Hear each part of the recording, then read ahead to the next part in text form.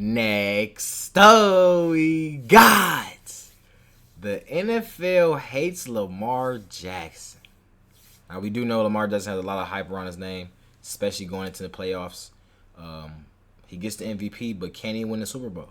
That's what everybody want to know. You know what I'm saying? So, hey, if y'all want more videos like this, hit the like button, hit that sub button.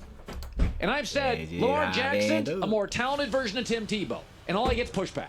Both guys were overdrafted. Both guys are projects, not prospect. Tim Tebow was a project. What did you just say? Both guys were... Lamar Jackson's a more talented version of Tim Tebow. And all he gets pushback. Both guys were overdrafted. Both guys are projects, not prospect. Tim Tebow was a project. He was never a prospect. Lamar Jackson's a project. He's not Sam Darnold. He's not Josh Rosen. You watched them last night. He's not Sam Darnold. What the fuck? He's a great athlete. Yeah, he's not Sam Darnold. Is he a great quarterback? Or who the fucking Sam Darnold bum ass, man? What the process of evolution as from a college quarterback to a pro quarterback? Sam Darnold. See, I think Lamar Jackson's a superstar. But there are 9 people in NFL history who've won multiple MVPs. He is the only one who has never won a Super Bowl. I think we have to pay attention to that. I think we have to pay attention that in 5 of the career 6 playoff games he's played, he has scored less than 20 points. I think his 16 points per game in the postseason being the lowest for any quarterback named NFL MVP in the Super Bowl era is something we can't ignore. Lamar Jackson could join exclusive company this year. Oh, and by the way, shout out to Just Football. Hit that sub button on Just Football, y'all. Player to ever win back-to-back league MVP awards. To get there, he's overcome heaps of doubt around his ability to lead a team at quarterback. Traditional media outlets spun confusing narratives around Lamar, largely because he's a difficult man to reach. He's his own agent, and for a long time, had very few vocal advocates in the national media. Being doubted is nothing new for him, even though it may be surprising to hear today. So, let's look back at why the NFL hated Lamar Jackson, and why some of that criticism... They always hate somebody that's good, bro. That's just how it is. Despite all of the noise around his best position coming into the league, Lamar has always been a quarterback by nature, representing the Pompano Cowboys of South Florida, where youth football is treated like a religion. And 8-year-old Lamar Jackson was already generating significant hype. With the help of Felicia Jones, Lamar's mother, who ran drills with him at home, Jackson began making the most of his God-given ability from the time he was in elementary school. He would fill in at safety and kicker in various youth football leagues, but there was no doubt that by the time he entered high school, he was at his dazzling best when starting under center. Some academic struggles early on complicated the college recruitment process, but Jackson's talent was never ending. Dang, Lamar Jackson had Lamar Jackson had what's the face problems too? Okay. Now, I'll be honest, okay? They say you're supposed to be a student athlete. My nigga, I was just an athlete, okay? The student part was not me, okay? Now, I feel like, and this is my opinion, y'all can let me know if y'all agree. But I feel like it's different types of ways of intelligence, okay? So just because you're not book smart, that doesn't mean that you're not smart at all, okay? It's plenty of billionaires, trillionaires who've never even finished high school, never even finished college, yet they have the most money ever in the world. You know what I'm saying? So I don't know, that's just how I was, bro. Like, I just literally did not like school, bro. But I was always athletic. I was good at sports and stuff like that. You know what I'm saying? And then even nowadays, applying my intelligence in different aspects, not even just with school and stuff like that. You know, really finding myself and who I am. So y'all let me know in the comments if y'all agree. Now, I am still in college. I'm still in college. I'm a junior in college still.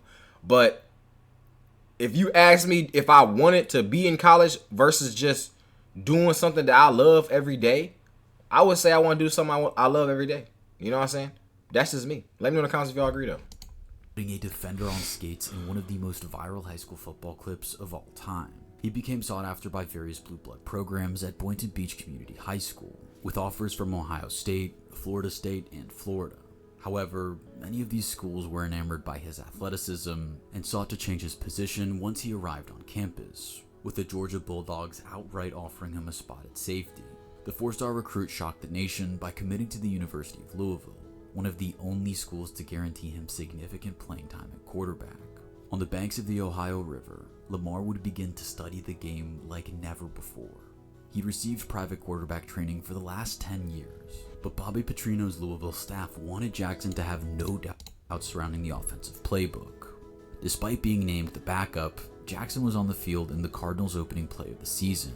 He took the snap on a trick play and scrambled to his right before heaving the ball downfield and into the arms of an Auburn defender. A pick on the first pass of his collegiate career may have vindicated some of the concerns around his viability at quarterback.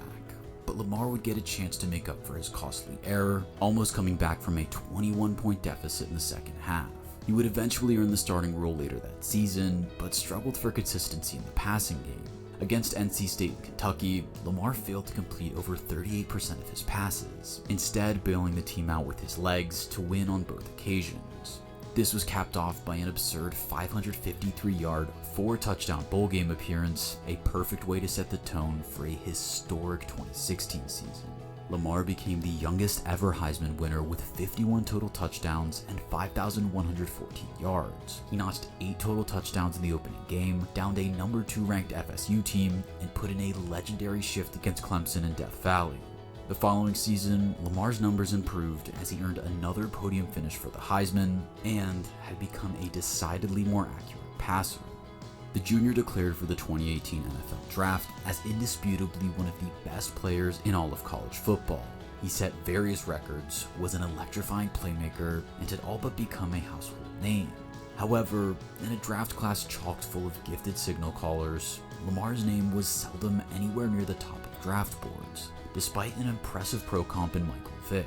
In fact, of the 5 quarterbacks considered first-round caliber prospects, we actually gonna react to a video saying who was the top people that was drafted before Lamar Jackson. So I guess we do like a mini video real quick. Baker Mayfield, number 1. It's kind of crazy. So we gotta see Baker Mayfield in college because he was number 1. It's crazy. But Baker Mayfield's good though. All right, I have nothing. He might be on a trash team. You can say that, but hey, bro. Sam Darnold, Josh Allen. Okay, the fuck is Josh Rosen? Lamar Jackson was I'm gonna look him up real quick. Actually, Baker Mayfield, Rosen. Sam Darnold, Josh Allen, and Josh Rosen. Concerns around his accuracy remained, and just as had happened to him in high school, NFL teams were drawn to his athleticism above all else. Multiple franchises reportedly asked him to work out at running back and wide receiver, but once again, Lamar refused. He decided not to run a 40-yard dash at either the NFL Combine or the Louisville Pro Day, instead focusing on dissuading scouts of the narrative around his inaccuracy and over-reliance on his legs. Lamar and his team accomplished this by keeping him out of the media spotlight and running an unconventional pro day where Jackson only took snaps under center, with multiple receivers lined up on every single throw to stress his ability to process reads. However, when draft night rolled around, Lamar and his family were kept waiting in the green room.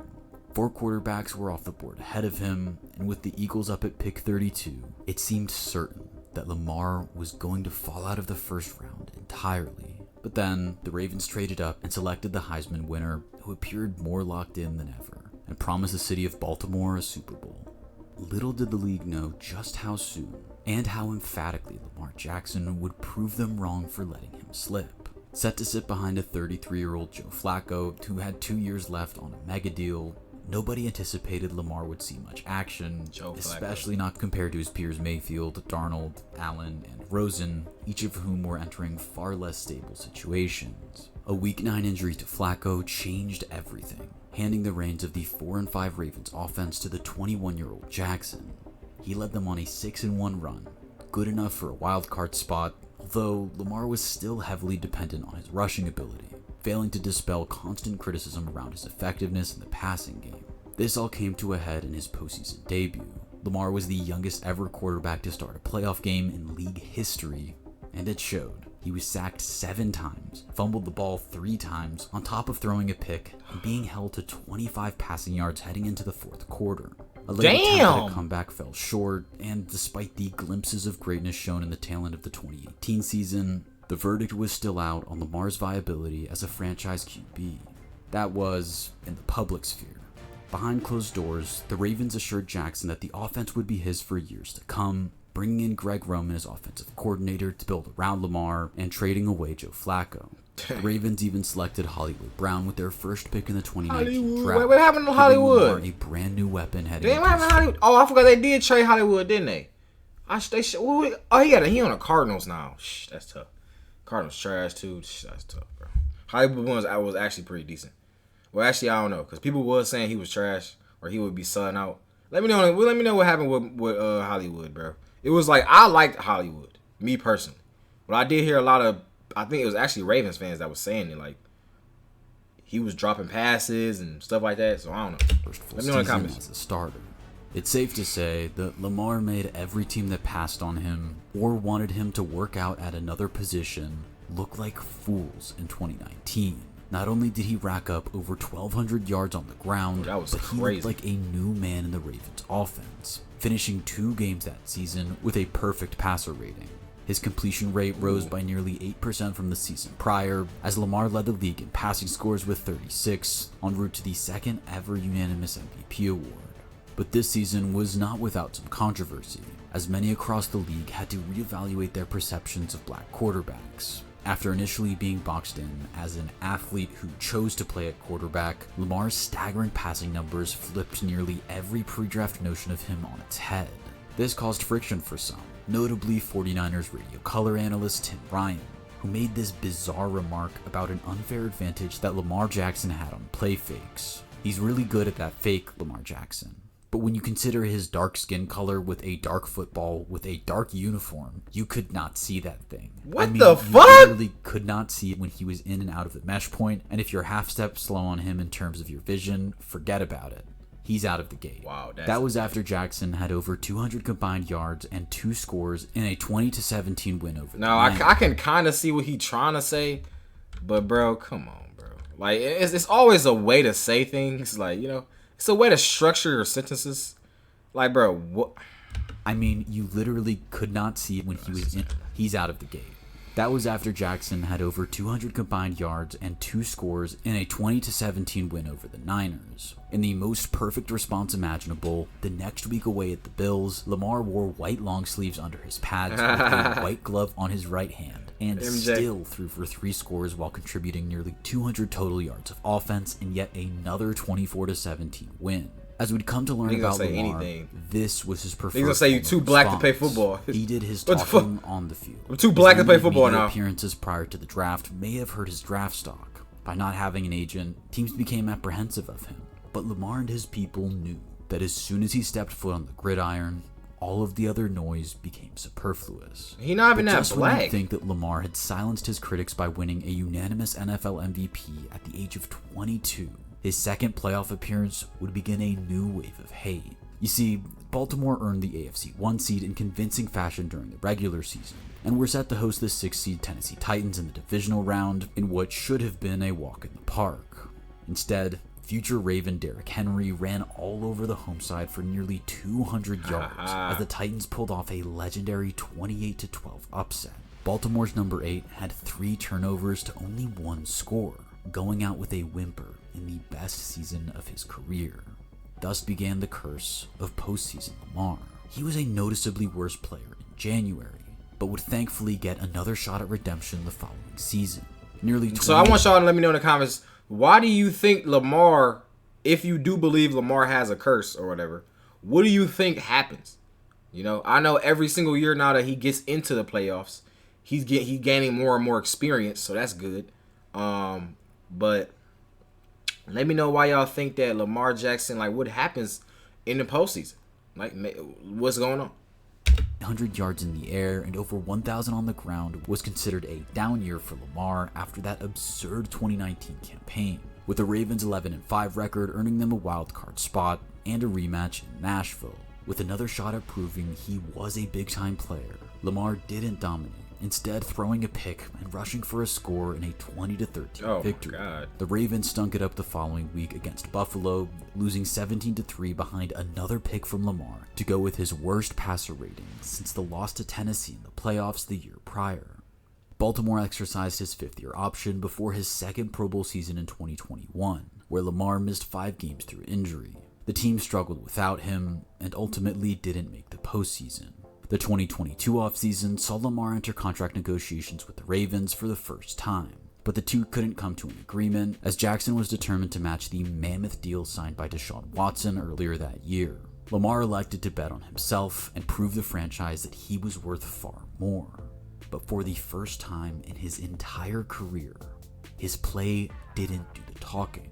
It began to look like his down year in 2021 wasn't an exception, barely improving in his 5th season in the league. Then, to make matters worse, he missed the last 6 games of the season due to a PCL strain, including a wildcard matchup against Cincinnati. This complicated negotiations. Lamar felt he deserved one of the biggest contracts in the league, while the Ravens front office had seen a significant 2-year drop-off. To match Watson's $230 million guaranteed deal, which was Jackson's asking price, didn't sound terrible considering he was a former MVP and had brought the team to the postseason in 4 of his 5 years in purple and black. Lamar felt he was being undervalued, so he requested a trade, only to be slapped with a non-exclusive franchise tag just days later. Surprisingly, no teams came in for him, with a price to lure him away from Baltimore too high for any to match, especially given how drastically most offenses would have to shift in order to maximize Lamar's abilities. Nonetheless, the lack of concrete interest in Jackson showed just how underrated he was. But it's funny people say that though. Like you gotta, if you try to trade Lamar to another team, the team have to change their whole scheme to base it around Lamar Jackson. But if you really kind of think about it, it's like most teams nowadays have a quarterback who runs. Like that's kind of now the standard. A dual threat quarterback is kind of the standard, bro. You really kind of think about it, you know. So I think really the main thing would just be like how Lamar, like did to RPOs and stuff like that. I think that'd be the main thing. But letting Lamar like run around and like it's the same as Pat Mahomes, right? Imagine Lamar Jackson on the Chiefs. How much would it change? Pat Mahomes do the same shit. He run around. He do the same RPOs. How much would it actually change? A few weeks later, he made his trade request publicly known. After a month on the trade block had gone by, and Jalen Hurts' extension in Philly reset the quarterback market, Lamar Jackson agreed to a 5-year, $260 million deal with the Ravens, $185 million of which is guaranteed. Is insane. Once again, Lamar not having an agent allowed him to control his career in his own special way. The Ravens were repaid with a second MVP campaign from Lamar, who looked back to his frightening best with 3,678 yards through the air and over 800 rushing. Just as he had done earlier in his career, his play that season made everyone who decided not to make him an offer look stupid, including the Ravens, whose decision to roll the dice with the non-exclusive tag now looked even more questionable. He also brought them closer to a Lombardi, with the 1 seed allowing the Ravens to steamroll Houston and host the AFC Championship game against the Chiefs. They ultimately lost 17-10, with Lamar once again failing to impress when it matters most. Lamar led the team to their lowest scoring output of the season in the playoffs for the 4th time in his career, on questionable evidence of a consistent drop-off in the clutch. After all, the MVP is a regular season award. As impressive as it is that he's won 2 already, with a 3rd potentially on the way, delivering on his promise of a Super Bowl isn't looking any likelier. But with an even more impressive 2024 season now under his belt, can he shake that narrative? Let us know in the comments.